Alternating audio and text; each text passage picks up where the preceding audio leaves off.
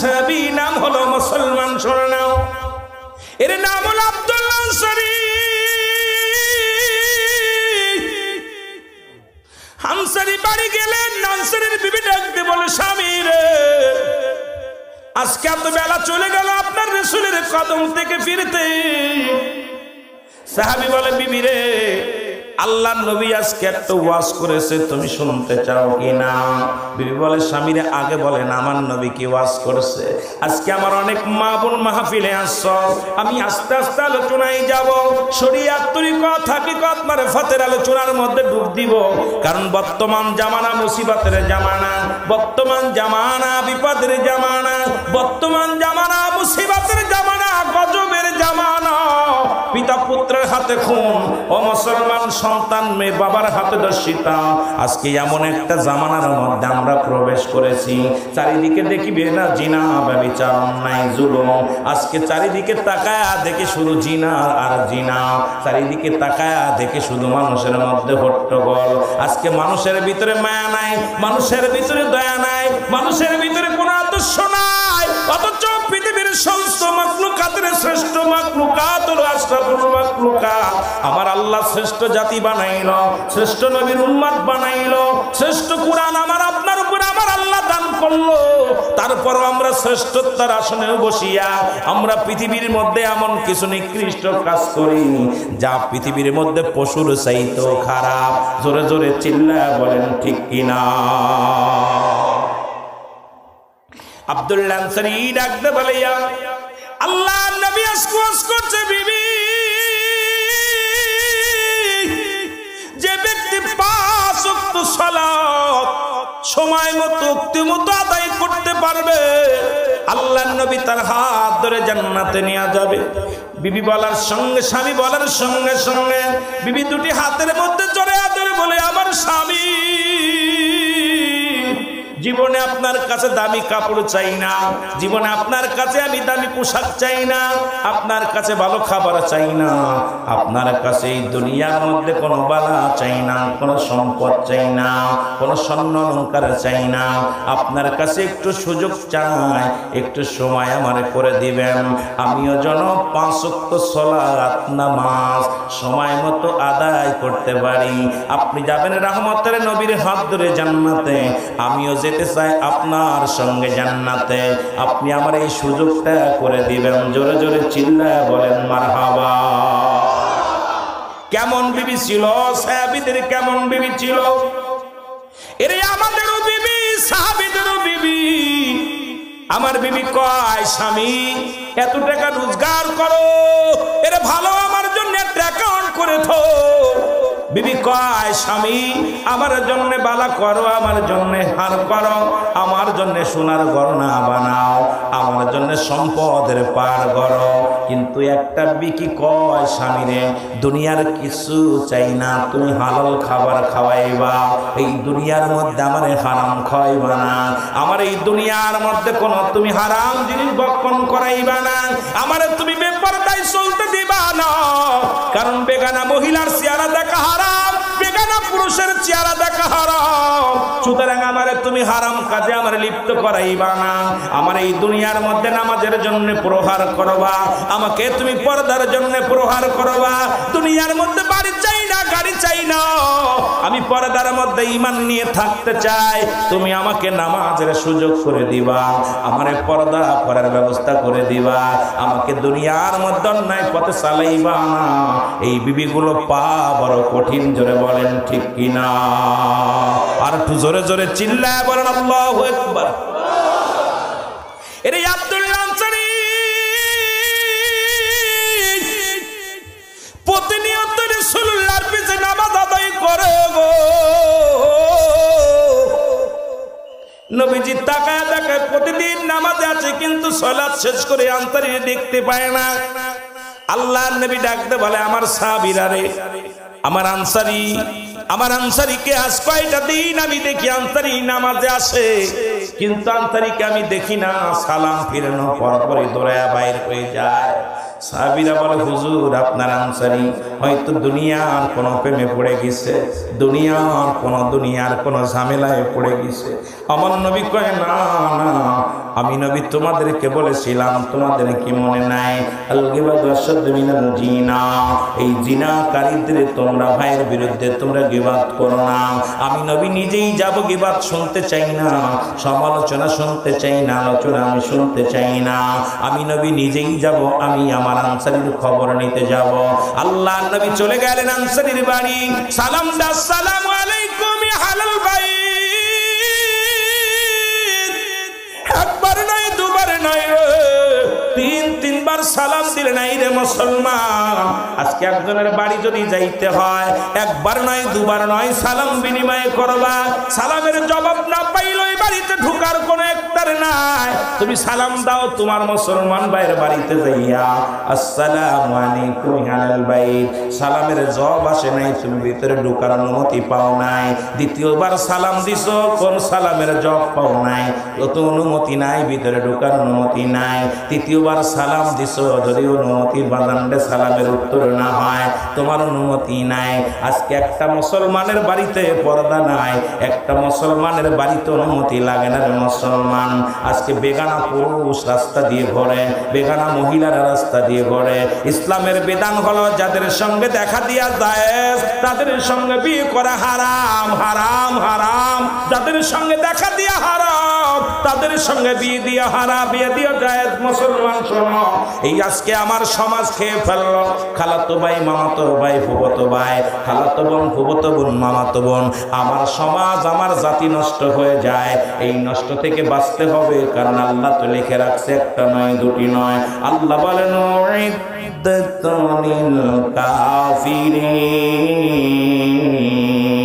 কাফের বেঈমান মুনাফিকদের জন্য প্রস্তুতি করে রাখছে আমার আল্লাহ, একটা নয় দুটি নয়, 7টা জাহান্নাম। কয়টা রাখছে? জোরে বলেন কয়টা? হাইরে সমাজ, হাইরে জাতি, বাঁচতে হবে। আগে বাঁচার ওয়াজ করা। আমার ভাইয়েরা, আমার বন্ধুরা, আমার আল্লাহর নবী ফিরে চলে আসছে। আব্দুল্লাহ আনসারী পিছন থেকে সালামের উত্তর দাও, আলাইকুম আসসালাম ইয়া রাসূলুল্লাহ, ওয়ালাইকুম আসসালাম ইয়া হাবিবাল্লাহ, ওয়ালাইকুম আসসালাম ইয়া রাহমাতাল লিল আলামিন। নবী বলে, ও আমার আনসারী, আমি একবার নয় দুবার নয়, তিনবার সালাম দিলাম, তুমি তিনবারই উত্তর দিলা। তার মানে আর বুঝতে বাকি নাই, তুমি সাহাবীরে আমার সালাম শুনেছিলে, উত্তর দাও নাই। সাহাবী বলে, ইয়া রাসূলুল্লাহ, ইয়া হাবিবাল্লাহ, আমি আপনার সালামের জবাব কেন দিই না?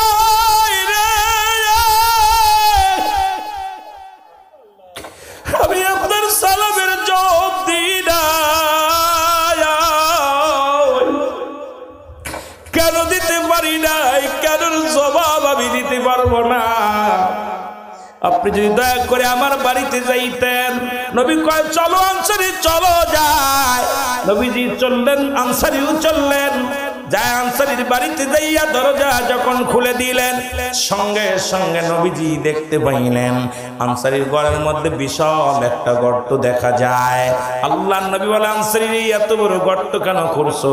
বলে, ইয়া রাসূলুল্লাহ, ইয়া হাবিবাল্লাহ, যখন আপনি আমাকে সালাম দিয়েছিলেন তখনই আমি গর্তের মধ্যে উলঙ্গ অবস্থায় বসেছিলাম।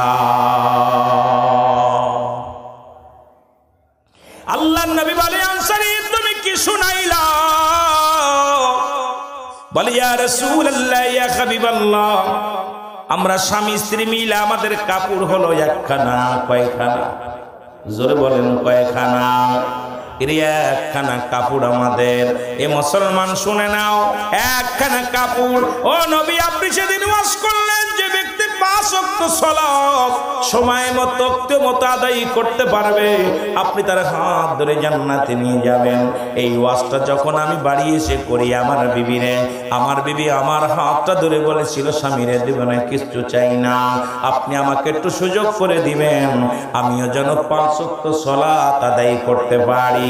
ইয়া রাসূলুল্লাহ, ইয়া হাবিবাল্লাহ, যখন আযান হয়ে যায় মসজিদে, আমি আমার বিবি বিবি উলঙ্গ হয়ে গর্তের মধ্যে বয়া থাকে গো।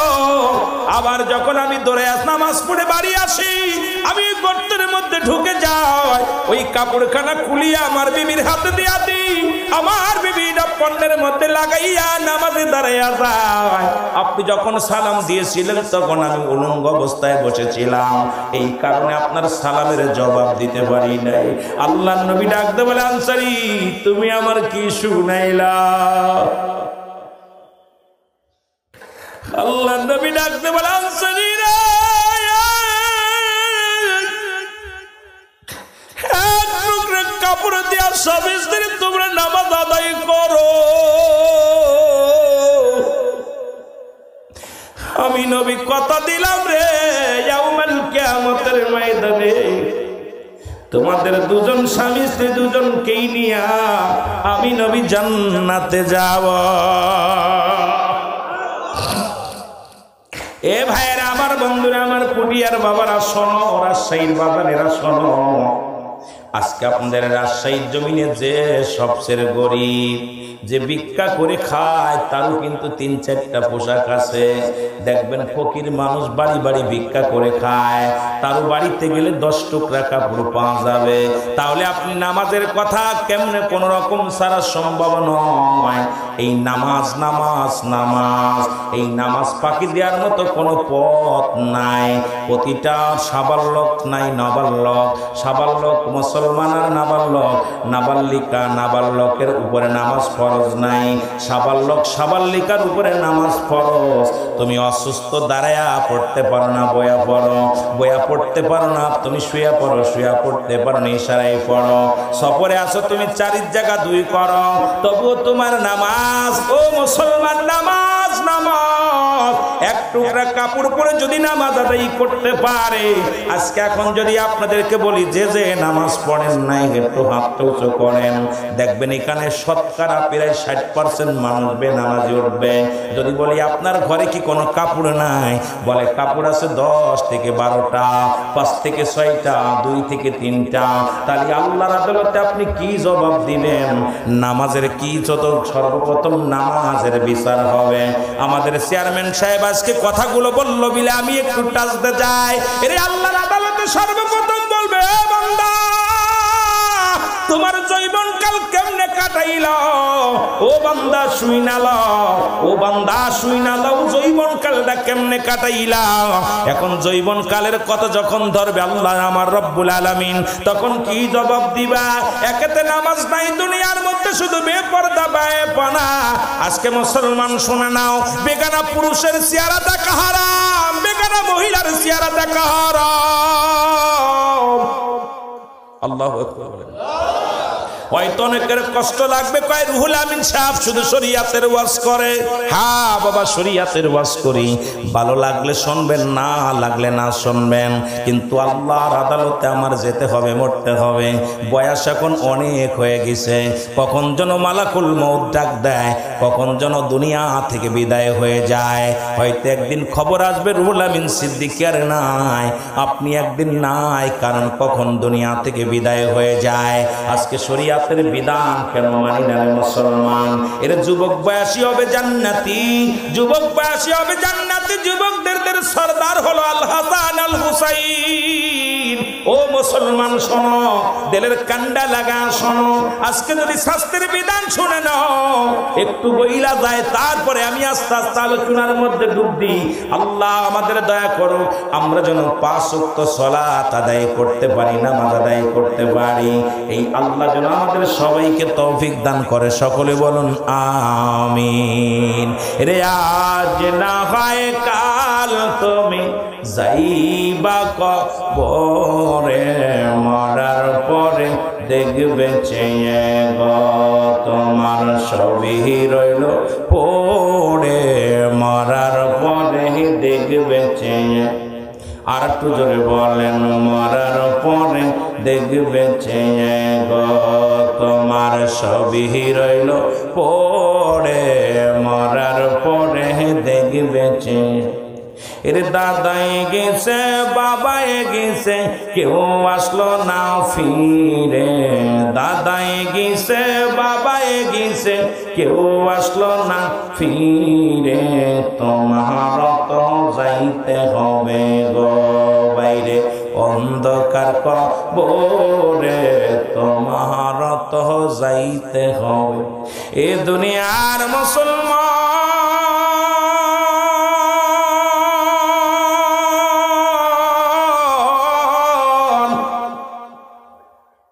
ওরে এক নম্বরে বলেছিলাম মরণ।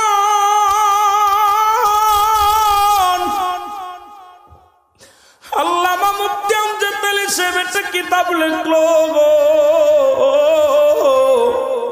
কিতাবের নাম বাহারে শরিয়াত।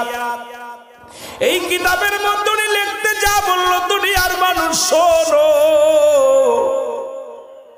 সব চাইতে সহজ মৃত্যু যেটা হয়, 70টা উটের গায়ের চামড়া জবাই না করিয়া উল্টো দিকে টান দিয়া লবণ আর মরিচ লাগা দিলে যতটুক যন্ত্রণা হয়, এর চাইতে 70 গুণ যন্ত্রণা হলো একটা সাধারণ মৃত্যু। এখন আমরা যারা মরণকালে পায়খানা করে দিই, আমরা যারা মরণকালে প্রস্রাব করে দিই, আমরা যারা মরণকালে যাদের চোখ দুটি বড় বড় হয়ে যায় রে,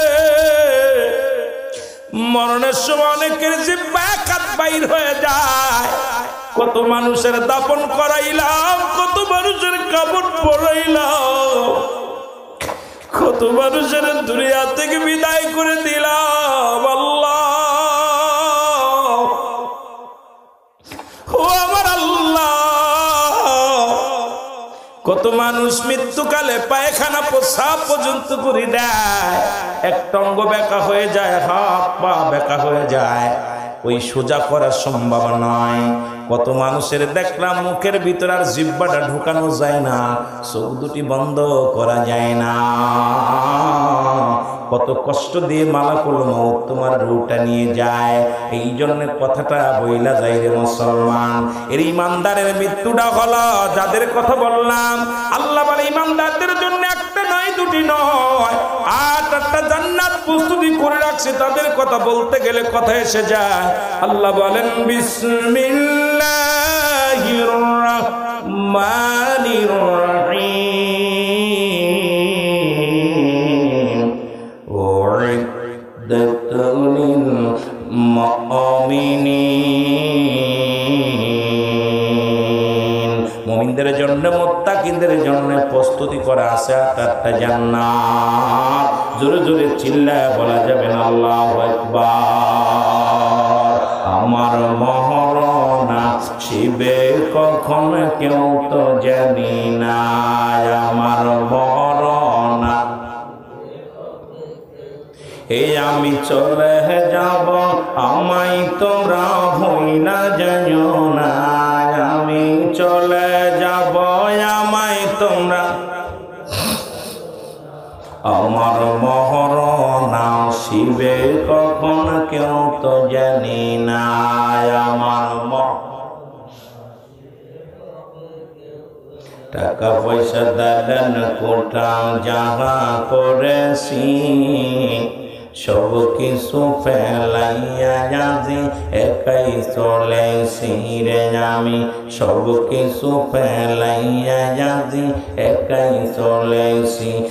আমি যাবার কালে আমার কেহ নাই, আমি যাবার কালে আমার কেহ নাই, আমার মরণ আসিবে কখন কেউ তো জানি না, আমার মরণ কেউ বলতে পারি না। কখন এখন যে দাঁত আমাদের কাটবে কেউ গ্যারান্টি দিতে পারি না। কত রাজা, কত বাদশা, ফিরাউন, নমরুদ, কারুন, যাদের ভয় এলাকার মানুষগুলো থরথর করে কাঁপতো, অনেকের কবর উপর দিয়ে কুত্তা শেলে পায়খানা করে, কবর থেকে খেদানোর মতো ক্ষমতা আল্লাহ তারা দেয়নি। জোরে বলেন ঠিক কিনা? অনেকের কবর উপর দিয়ে গরু ছাগলে ঘাস খায়, অনেকের কবরের অস্তিত্ব নাই, অস্তিত্বটা পর্যন্ত নাই। তার ছেলে যায় বলে, নাতি ছেলে যায় বলে, আমার আব্বার কবর দিছিল কোথায়, দাদার কবর দিছিল কোথায়, বলতে পারি না। এই হলো আমার আপনার জিন্দেগি, এই হলো আপনার আমার জিন্দেগি। সুতরাং এই যে মিছে দুনিয়া, এই দুনিয়ার পিছে পড়ে কত অন্যায়, কত অপরাধ, কত জুলুম, কত ঘুষ খাইতেছি, সুদ খেতেছি। আমাদেরকে একবার চিন্তা করার দরকার যে আপনাকে আমাকে মরতে হবে, মরণের পেয়ালা পান করতে হবে, এর মধ্যে কোনো সন্দেহ? আরো জোরে বলেন সন্দেহ? এ দুনিয়ার মুসলমান শোনে নাও, আদম থেকে শুরু করে আখিরি নবী রাহমাতুল লিল আলামিন পর্যন্ত যত নবী দুনিয়ার মধ্যে আগমন করল, সবাই দুনিয়া থেকে বিদায় হয়ে গেছে। এরপরে মুসলমান কেউ থাকবে না। আল্লাহ বলেন কুল্লু মান আলাইহা ফান, সব কিছু শেষ করে দিবে আমার আল্লাহ। আল্লাহ কয় বান্দারে এই জমিনের মধ্যে আমি কিচ্ছু বলতে কিচ্ছু রাখবো না।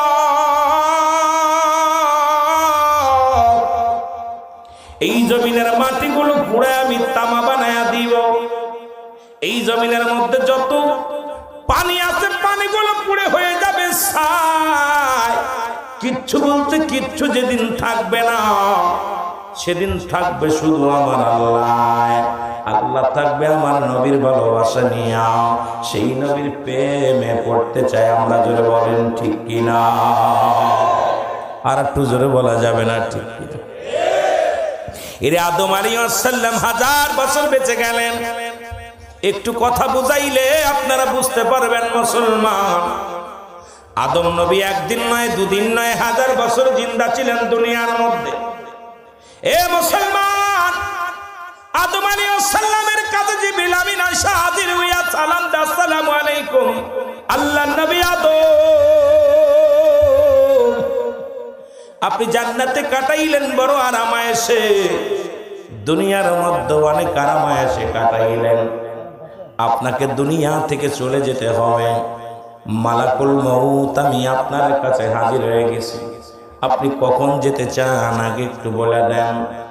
আদম নবী ডাকতে বলে, আজরাইল তুমি আমার নিবার জন্য আসলে। আজরাইল আমার তো এখন মাজাটাও বেকা হয়ে গেছে, বুড়া হয়ে গেছি। দুনিয়া থেকে অনেক, দুনিয়ার মধ্যে ইবাদত বন্দেগী করতেও কষ্ট হয়। তুমি যেহেতু নিতে আইছো, তবে যাবার আগে আমার একটা দাবি আছে রে আজরাইল।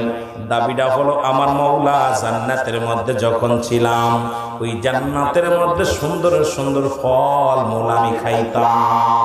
আমার আল্লাহ অনেক সুন্দর সুন্দর ফল খাওয়াইতো। এই মরণের আগে আমি একটু জান্নাতি ফল খাইতে চাই।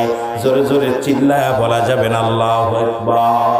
ওয়াল হাব্বু জান্নাতু ফি রায়হান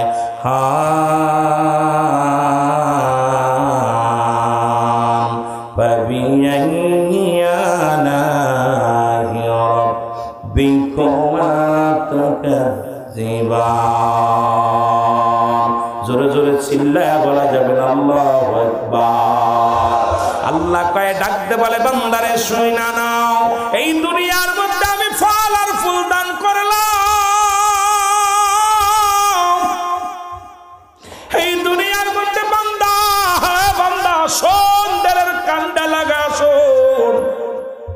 আদম আলাইহিস সালাম ডাকতে বলে, ফল আর ফুল দান করেছে জান্নাত থেকে আমার আল্লাহ।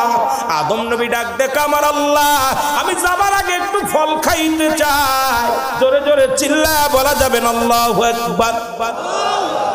আনার ফল খাইতে চাই। কিসের ফল? আনার ফল খাইতে চায়। আদম আলাইহিস সালামের ছিল 100 জোড়া সন্তান। কই? 100 জোড়া সন্তান। আদমের একজন বেজোড় সন্তান ছিল, নাম হলো হযরত শীস আলাইহিস সালাম। সুবহানাল্লাহ। আর একটু জোরে বলা যাবে না সুবহানাল্লাহ। এর শীস নবী সবাইকে আদম নবী ডাকতে বলে, আমার বাছারা শোনো, আমি তোমার বাবা বুড়া মানুষ, আমার জন্য কিছু ফলের ব্যবস্থা করো। আমি কিছু ফল খাইতে চাই। সন্তানেরা ফলের সন্ধানে রওনা হয়ে গেল বাজারে। ফল আনতে চলে গেল, কিন্তু সারা দিন কেটে যায়, কেউ ফল আনতে পারে না। আনার ফলও পায় না, ফল পায় না। এর আদম নবী ডাকতে বলবে, শীস তুমি তো আমার পরে পয়গম্বর, তুমি চাও আল্লাহর কাছে চাও। শীস আলাইহিস সালাম ডাকতে বলে, বাবা আদম, এ বাবা আদম, আপনি মানুষ গো, আপনি প্রথম জান্নাতে প্রবেশকারী মানুষ গো। ও বাবা আমার মন বলে আপনি যদি আল্লাহর কাছে চান, আমার আল্লাহর কাছে চাইতে দেরি, আল্লাহর দিতে দেরি নয়। আপনি আল্লাহর কাছে একবার চেয়ে দেখেন। আদম নবী কয় বাবা শীষ আমি কোন মুখ লয়ে আল্লাহর কাছে চাইব? একবার আমি ক্ষমা চাইলাম আল্লাহর কাছে, বলেছিলাম রব্বানা যালামনা আনফুসানা ওয়া ইল্লাম তাগফির লানা وترحمنا لنكونن من الخاسرين الله أكبر বলনা। এই মোল্লা, আমি আদম সেদিন কেঁদেছিলাম, এ আমার আল্লাহ আমি জালিমদের অন্তর্ভুক্ত গেছি, আমারে তুমি ক্ষমা করে দাও।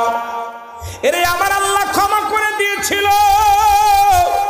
আমারে তো জান্নাতের মধ্যে অনেক সুন্দর রেখেছিল গো, কত সুন্দর খাবার ব্যবস্থা, থাকার ব্যবস্থা, আমার কপালে সয় নাই।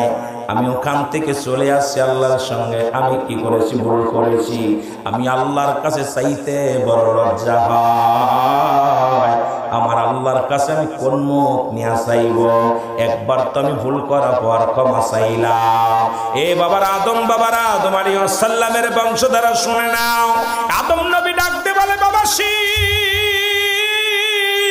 আমি তোর আব্বা বড় লজ্জা পাই আমার মাওলার কাছে চাইতে গো।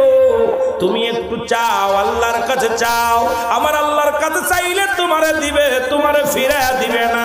জোরে জোরে চিল্লা বলা যাবে না মারহাবা।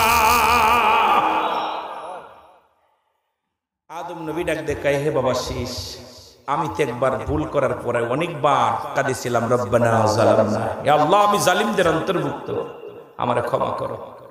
আমারে ক্ষমা করছে, আমি কোন মুখ নিয়ে আবার ফল চাবো? তুমি একটু আমার কাছে চাইয়া দাও। শীষ আলাইহিস সালাম ডাকতে বলে আমার আল্লাহ, যেহেতু আমার আব্বা আমাকে তুমি খেলাফত দিছো, আমার আব্বা জান আমার পরবর্তী এই চেয়ারের মধ্যে বসায়া দিছে গো। বাবা জানের ইন্তেকালের পরে আমাকেই তুমি নবী বানাইলা। ও আমার আল্লাহ, আমি শীষ নবী এই তোমার দরবারে একটা আরজি করি। আমার বুড়া আব্বা জান আজকে ফল খাইতে চাইছে আল্লাহ, তুমি আমার বাবার জন্য কিছু ফলের ব্যবস্থা করে দাও। আমার বাবার জন্য কিছু নেওয়া ফল ব্যবস্থা করে দাও। এর বাবার হকটা আদায় করলেন কেমনে আদম? এর মুসলমান আমার চেয়ারম্যান সাহেব যে ওয়াজ করছে, এই ওয়াজটাই যদি আপনাদের কাছে শোনা যায়, পিতা মাতার জন্য 14টা হক আছে। 14টা হকের মধ্যে 7টা হক হলো জিন্দা থাকতে গো, 7টা হক হলো মৃত্যুর পরে। এখন পিতা মাতার নামাজের পর বলছে, নামাজের পরে কইছে পিতা মাতার কথা। আজকে ওনার আলোচনার ভিত্তিতেই যদি আলোচনা করি, রাত শেষ হয়ে যাবে, আমার আলোচনায় যেতে পারবো না। একটু বলে যায় 14টা হকের মধ্যে এই 14টা হকের 7টা হক হলো জিন্দা থাকা অবস্থায়, 7টা হক হলো মৃত্যুর পরে। এই হকগুলো যদি আদায় না করো পিতা মাতা, আল্লাহর আদালতে কি জবাব দিবা? আল্লাহর আদালতে কোনো জবাব দিতে পারবা না। জোরে জোরে চিল্লায়া বলেন ঠিক কিনা? কত যে ওয়াজ হইছে প্রতিবেশীর কথা, এই বাস্তবতা নিয়েই আজকে একটু আপনাদের শোনাই, তারপরে সুযোগ পেলে ইনশাআল্লাহ তরিকাতের ভিতর ঢুকবো। আমার যুবক ভাইয়েরা আপনাদেরকে কিছু বলবো, যদি আল্লাহ সুযোগ দান করে। কষ্ট হচ্ছে আপনাদের? কষ্ট হচ্ছে? এরে আজ না হয় কাল তুমি যাইবা কবরে, মরার পরে দেখবে চেয়ে গো তোমার ছবি রইল, মরার পরে দেখবে চেয়ে। সব কিছু করে থাকবে, সব কিচ্ছু নিতে পারবি না বাবা। কিচ্ছু নিতে পারবি? টাকা পয়সা, ধন দৌলত, বাড়ি গাড়ি, কিচ্ছু নিতে পারবি না। এত মস্তানি আসে কই থেকে? এত মস্তানি আর এই সুদ খায়, চক্রবৃদ্ধি সুদ। আহা, 100 টাকায় 100 টাকা মাসে। আহা, সুদের হার এমন বাড়াইছে, এই সুদখোর ঘুষখোর জাতিটারে শেষ করে দিচ্ছে। আমার জাতিটাকে মুসলমান হয়ে, হায় রে মুসলমান, তোরা কিসের মুসলমান? সুদের মধ্যে, জিনার মধ্যে, ব্যভিচারের মধ্যে। কথাগুলো বলতে কষ্ট। নামাজ তো হরই না, শরীয়ত তো মানেই না, তরিকাকারে কয় বোঝে না, হাকিকত কয় জানে না, মারেফাত কয় এইটা একটু বোঝে। জোরে কোন ঠিক কিনা? এটা হলো মরার পথ। এখন কিছু ভণ্ডরা মারেফাত খুঁজতে খুঁজতে মরার পথ সংগ্রহ করেছে। সব শরীয়ত যার ভিতর নাই, কিসের মারেফাত? আস্তে আস্তে আমরা একটু আগাই। কষ্ট হচ্ছে আপনাদের? কষ্ট হচ্ছে? এ মুসলমান গভীর মনোযোগ। শীশ আলাইহিস সালাম দোয়া করে, মালিক আমার আব্বা জান ফল খাইতে চাইছে, তুমি আমার ফলের ব্যবস্থা করো। আল্লাহ বলে, জিবরিল আমিন রে দৌড়ায়া যা, জান্নাত থেকে সুন্দর সুন্দর ফলের ঝাঁকা বর। আর একটু জোরে। জিবরিল আমিন ফেরেশতারা দৌড়ায়া যা, আমার নবী আদম ফল খাইতে চাইছে, লজ্জায় আমার কাছে চাইতে পারে নাই। আমার আদম বড় লাজুক। সুবহানাল্লাহ বলেন। আমার আদম বড় লাজুক রে, আমি দুনিয়ার মধ্যে প্রথম মানুষ হিসেবে তারে পাঠাইলাম। আমার আদম লজ্জা পেয়েছে আমার কাছে চাইতে। ও মুসলমান, লজ্জা কিসের? আমার কাছে চাইবে, আমার আদম আমার কাছে চাইবে, তবু লজ্জা পেয়েছে যেহেতু। আরে ফেরেশতারা যা যা, জান্নাত থেকে সুন্দর সুন্দর ফল নিয়ে যা। এই ফলগুলো নিয়ে, ঝাঁকা ভর্তি ফল নিয়ে আমার আদমের কাছে হাজির করে দে। আমার আদম নবী প্রাণ ভরে খাবে। জোরে জোরে চিল্লায় বলো মারহাবা। ঝাঁকা বইরা ফল নিয়ে জান্নাত থেকে ফেরেশতারা যখন নিয়ে রওনা হয়ে গেল, আমার আল্লাহ ডাকতে বলে, ফেরেশতারা দাঁড়াও, তোমরা দাঁড়াও। আমার আদমের সব সন্তানদের বিয়ে শাদী হয়ে গেছে, আমার আদমের একমাত্র বাকি আছে শীশ আলাইহিস সালাম। যাও, জান্নাত থেকে যখন ফল নিয়ে যাবা, আমার আদমের জন্য একটা পাত্রী নিয়ে যাবা। জান্নাত থেকে সুন্দর দেখে একটা গেলেমান নিয়ে হুর নিয়ে যাওয়া। সুন্দর একটা হুর, জান্নাত থেকে একখানা হুর নিয়ে যাওয়া। আমার আদমের কলিজার টুকরা সন্তান শীষের সঙ্গে বিবাহ দিয়ে দিবা। কারণ মরণের আগে বাবা এজন্য তার সন্তানাদিকে সুন্দরভাবে গুছায় থুয়ে আসতে পারে। জোরে জোরে চিল্লায় বলা যাবে না মারহাবা। জান্নাতি ফল নিয়ে চলে আসতেন, একজন হুর নিয়ে চলে আসতেন জিবরিল আমিন। এসে আদম নবীর সামনে ফলের জায়গা থুয়ে বলে, আল্লাহর নবী আদম, এই লান ফল, আপনার জন্য জান্নাত থেকে ফল আনছি, যেটা ভালো লাগে সেটা খান। আপনি যেটা ভালো লাগে প্রাণ ভরে খান, তৃপ্তি সহকারে খান। আদম নবী ফল হাত দিতে গেলেন, তাকায় দেখে জিবরিল আমিনের পাখার পাশে একটা মেয়ে দাঁড়ায় রয়েছে, সুন্দরী একটা মেয়ে। জিবরিল আমিনকে ডাকতে বলে, মুসলমান আল্লাহর নবী আদম ডাকতে বলে, জিবরিল আমিন রে, ওই মেয়েটা কে? ওরা তো দুনিয়ার জগতে আমি দেখি না। যেহেতু আমার মুসলমান আদম নবীর উম্মত ছিল 40,000 উম্মত ছিল। জোরে বলেন মারহাবা। কত হাজার? 40,000 উম্মত ছিল। এর মধ্যে মুসলমান 100 জোড়া সন্তান তো তার ছিল। বাবারা আমার শোনো, এর থেকে আওলাদ বেড়েছিল, অনেক নাতিপুতি অনেক হয়েছিল। এই জন্য অনেক আলোচনা, এই কথাগুলো বলতে গেলে অনেক লম্বা আলোচনা হয়ে যাবে। আমি সংক্ষিপ্ত বুঝায় যায়। আদম নবী ডাক দে কয়, সুন্দরী মেয়েটাকে? জিবরিল আমিন মিসকেটটা হেসে দিয়ে বলে, নবী গো, এটা দুনিয়ার কোনো মেয়ে নয়, আমার আল্লাহ তাআলা জান্নাত থেকে আপনার সন্তান কলিজার টুকরা শীষ আলাইহিস সালামের জন্য বরাদ্দ করেছে। আপনি শীষের সঙ্গে এই মেয়েটার বিবাহ পড়ায়া দেন। জোরে জোরে বলেন মারহাবা। আর একটু জোরে বল আল্লাহু আকবার। আদম আলাইহিস সালাম আলহামদুলিল্লাহ বলে, আল্লাহ আমিও প্রেশানিত হয়ে গেছিলাম, আমার শীষের কাল লাগে বিয়ে দিব। আমার শীষের তো কোনো জোড়া নাই, শীষের তো কোনো জোড়া নাই, কাল লাগে বিয়ে দিব।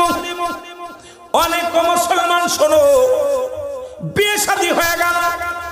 আল্লাহ পাক বলেন, জিবরিল আদম নবীর বলে দাও, যত মেহমান আসছে সমস্ত মেহমানদেরকে যত ফল জান্নাত থেকে যত ফলগুলো আনছি, এই ফলগুলো তাদেরকে তৃপ্তি সহকারে খাইতে দাও, তাদেরকে মেহমানদারি করো। আদম আলাইহিস সালাম জান্নাতি ফল দিয়ে মেহমানদারি করলেন এবং ওই দিন হযরত মুসলমান শীশ আলাইহিস সালামের সঙ্গে ওই জান্নাতি মুসলমান হুরের সঙ্গে বিবাহ হয়ে গেল। জোরে জোরে চিল্লায় বলেন মারহাবা। আর একটু জোরে বলেন আল্লাহু আকবার। বিয়ে কমপ্লিট হলো। আজরাইল এবার আল্লাহ আজরাইল আর দেরি করো না, আদম নবীরে নিয়ে আসো, সময় হয়ে গেছে, আর বেশি দিন থাকা যাবে না, নিয়ে আসো। আদম আলাইহিস সালামের কাছে আজরাইল হাজির। জিবরিল বিদায়ের পরে আজরাইল হাজির হয়ে গেছে আদম আলাইহিস সালামের কাছে। ডাকতে বলে আল্লাহর নবী আদম, ও নবী আদম গো, আপনার আর বেশি সময় নাই, আপনাকে নেওয়ার জন্য আমি এসেছি, আপনাকে চলে যেতে হবে। আদম আলাইহিস সালাম কয়, আজরাইল রে, আমাকে তুমি নিতে আসছো, আমি তোমার বাধা দিব না। একটা কাজ করো, তুমি আমার সন্তানদেরকে একটু আমি ঘরের বাইরে যেতে বলি, তারপরে আমার রূহটা বাইর করো, কারণ পৃথিবীর মধ্যে প্রথম মৃত্যু হবে আমার। মুসলমান, যদিও আপনারা বলতে পারেন হুজুর এর আগে মৃত্যু হয়েছে, হ্যাঁ হয়েছে, মৃত্যু হয়েছে হাবিল কাবিলের, আপনারা শুনেছেন। এটা তো আদম দেখেন নাই, আদমের সন্তানেরাও দেখেন নাই, কিভাবে মৃত্যু হয়েছে, কেমনে দাফন হয়েছে, বিষয়ে তার অভিজ্ঞতা নাই। আদম আলাইহিস সালামের প্রথম মৃত্যু হবে মানুষ কোলে। আদম আলাইহিস সালামের মৃত্যু হবে প্রথম বাবা দিলের কান্ডা লাগা। শুনে নাও, আজরাইল এসে দাঁড়ায় গেলেন আদম নবীর পাশে। আল্লাহু আকবার বলো, আর একটু জোরে বলো আল্লাহু আকবার। আদম নবীর নিঃশ্বাস পার হয়ে গেল, বিদায় হয়ে গেল। আদমের সন্তানের ভিতরে ঢুকে দেখে আব্বার নাই, কথা বলে না। আদম আলাইহিস সালাম চির বিদায়। এখন কি করবে, কেমনে দাফন করতে হয়, কেমনে কাফন করতে হয়, কেমনে জানাজা পড়তে হয়, কিচ্ছু জানে না। আল্লাহ কয় জিবরিলে দৌড়ায়া যাও, জান্নাত থেকে ফেরেশতা নিয়ে যাও, জান্নাত থেকে পানি নিয়ে যাও, এই জান্নাতি পানি নিয়ে যাও, জান্নাতি পোশাক নিয়ে যাও, যে পোশাকটা আমি আদমের গা থেকে খুলে ফেলেছিলাম সেই পোশাকটাও নিয়ে যাও। জিবরিল শোনো, দৌড়ায়া যাও, দৌড়ায়া যাও, আমার শীশ আলাইহিস সালামকে বাবার জানাজা পড়ার দোয়াটা শিখায়া দাও। আর একটু জোরে, আর একটু জোরে। আমার শীশ আলাইহিস সালাম হবে ইমাম, বাবার ইমাম হবে কে? আরো জোরে বলেন, বাবার ইমাম হবে কে? ছেলে। আর আমাদের ছেলে হবে বড় অফিসার, ঠিক কি না? আদমের ছেলে ইমামতি করে, আর আমাদের ছেলে ঘুষ খায়। কত কই না কে? এরা আদম নবীর ছেলে ইমামতি করে, আর আমাদের ছেলে সুদ খায়। কত কই না? কেমন ছেলে বানাইলা? আদম আলাইহিস সালাম, আদম আলাইহিস সালামের ছেলে শীশ আলাইহিস সালামের কাছে জিবরিল আমিন চলে আসলেন। জিবরিল আমিন আয়েশা বলে, হুজুর কানে কানে বলে দিলেন কেমনে গোসল করাবে, কেমনে দাফন করাবে, কেমনে কাফন পরাবে, কেমনে জানাজা পড়াবে, সমস্ত দোয়াগুলো আদম আলাইহিস সালামের ছেলে শীশ আলাইহিস সালামের কানে কানে বলে দিলেন। এবার আদম আলাইহিস সালাম কে জানাজার জন্য দাঁড়াইলেন। শীশ আলাইহিস সালাম ইমাম হলেন। আমার আল্লাহ কয়, যাও ফেরেশতারা তোমরা যাও, আগের কাতারে দাঁড়ায় যাবো আদমের ছেলেদের সাথে, এদেরকে শিখা দাও কেমনে ভাবে মানুষের জানাজা পড়া লাগবে, কেমনে দোয়া করা লাগবে, কেমনে মায়েতকে সামনে রাখা লাগবে, এরপরে কেমনে কবর দিবে, কেমনে মাটি দিবে, কেমনে দাফন করবে, সব কিছু শিখা দাও। অসংখ্য ফেরেশতারা আদম আলাইহিস সালামের জানাজায় শরীক হয়েছিলেন, দাফনে শরীক হয়েছিলেন। ও মুসলমান শুনে নাও, আপন সন্তান সেদিন দোয়া করেছিলেন, ওই দোয়াটাও আদম আলাইহিস সালামের দোয়া করেছিলেন। রব্বানা যালামনা আনফুসানা ওয়া ইল্লাম তাগফির লানা, জোরে, ওয়া তারহামনা লানাকুনান্না মিনাল খাসিরিন। জোরে বলা যাবে না, জোরে বলা যাবে। আর আমার নবী বলে, রাব্বিরহামহুমা কামা রাব্বায়ানি সগীরা। আমার সাথে বলেন, রাব্বিরহামহুমা কামা রাব্বায়ানি সগীরা। মারহাবা বলেন। আর একটু জোরে বলেন আল্লাহু আকবার। এই দোয়াটা কখন আসলো তার হালাতটা বোঝার দরকার। এ মুসলমান শুনে নাও, ওই যে বলতেছিলাম আমি, আস্তে আস্তে গেলে সব বুঝতে পারবেন। আদম আলাইহিস সালামের মৃত্যু হলো, বেঁচে আছে না মরছে? কথা বলেন, মরছে না বেঁচে আছে? এ জোরে বলেন, মরছে না বেঁচে আছে? আদম আলাইহিস সালাম চির বিদায়, ওই যে আদি পিতা থেকে শুরু করেছে মরা, এখন পর্যন্ত কেউ 50 বছর, কেউ 80 বছর, কেউ 200 বছর, কেউ 300 বছর, কেউ 100 বছর, কেউ 60 বছর, কেউ জন্ম নিয়েই মরে, কেউ মায়ের পেট থেকে মরে। শুধু মরণ মরণ মরণ, এই মরণ থেকে পালানোর কোনো পথ নাই। একমাত্র স্রষ্টার মৃত্যু নাই, সৃষ্টির মৃত্যু আছে। ঠিক কি?